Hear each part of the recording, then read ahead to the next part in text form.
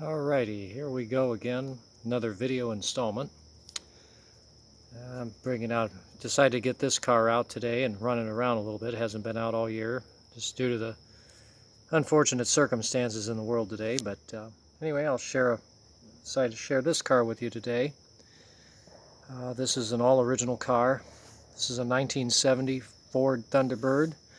Actually, just Thunderbird. There really is no Ford in front of that. Is that they were their own division at the time. This is a car I've owned for about 26 years now. It's all original except for the wheels, which I do have the original ones. This is a rare Sportsroof Coupe with a special Brogham interior, which I'll show in a few minutes here. Just give a kind of a nice walk around of it. You can see that very low profile roof.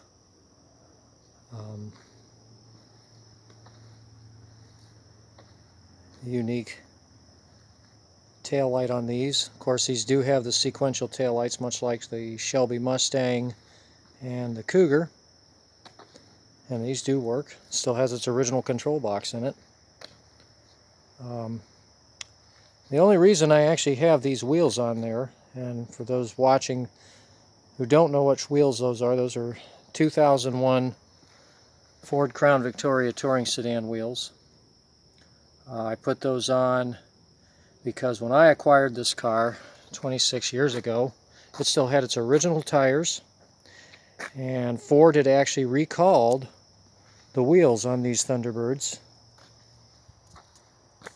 And needless to say, mine had never actually had that recall performed on it. But and I did find a couple small cracks in the lug holes starting, and I actually went to put new tires on it because the old ones had started to really fall apart. And it was pointed out at a tire shop. I put the new tires on and drove with the original wheels for a while, and then I come across these. These are 16-inch wheels, and they bolt right on. I apologize for bad filming here, but doing it with a phone camera is not the easiest. But anyhow, I'll open it up and show you the interior. This is the special Brogham interior.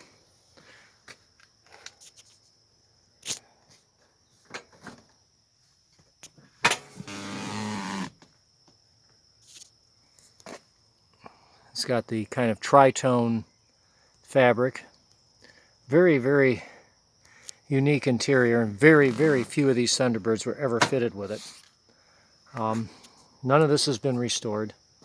Got just a little minor fabric separation, and that's been there just like that since I've owned it. And 26 years, I've only put about 12,000 miles on this car in all that time. This car only has 39,000 actual miles on it now, or almost 40. You can see that's the end. That is the actual mileage.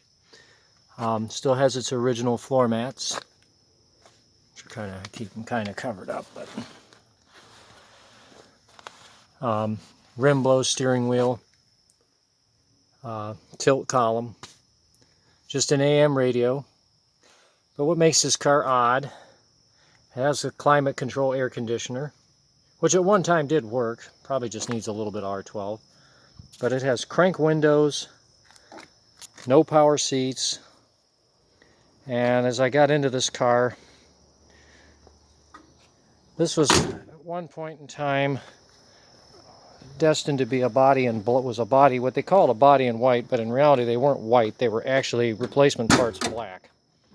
This whole car, underneath the paint and everything you see, has the replacement black, and it's this way underneath the car. There's a little bit of brown over top of this all the way down the car, underneath the paint. There really is not much of any primer under it, but this is how it was. And Ford had set a few of these bodies aside potentially for a few of the NASCAR teams, I believe in 1970. From what I'd heard a few stories about this. Not sure how accurate any of that information is, but it would make sense. And they just decided they didn't, whatever reason, they didn't sell them. Whatever ones didn't sell, and they did run a few of these, but not with very much success with the weight of this car. You can see the engine, 429. This is actually a Super Cobra Jet block. It's a 4-bolt main. Found that out when I went to put a water pump on it. Anybody that's ever messed with a 429 knows that. There are probably 9 different water pumps to fit one of these. And once I got a water pump that fit it, and actually I had to pull the pan down once too.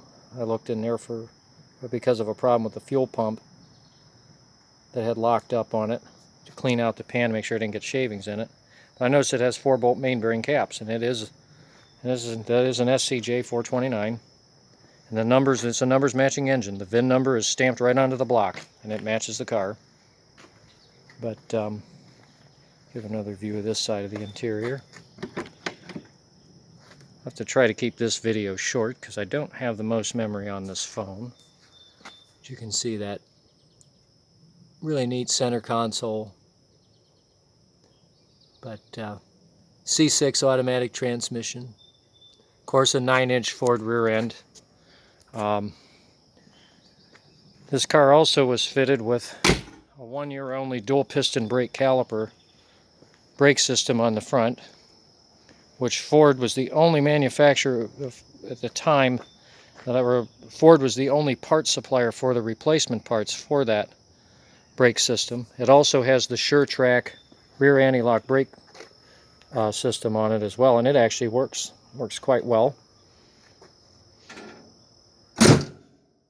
But it's a pretty decent car for its age, considering it's 50 years old and it's not been touched. It's been very well stored over the years. But anyhow, just thought I'd share this quick video out there with some of my friends out there. Can't get out to the shows just because of the circumstances in the news. You can see where somebody had touched this up. I acquired it from a Buick dealership off of their used lot some 26 years ago. But and then as you see, it is exactly how it looked when I bought it. Anyway, with that, I'm going to be signing off here in about 30 seconds.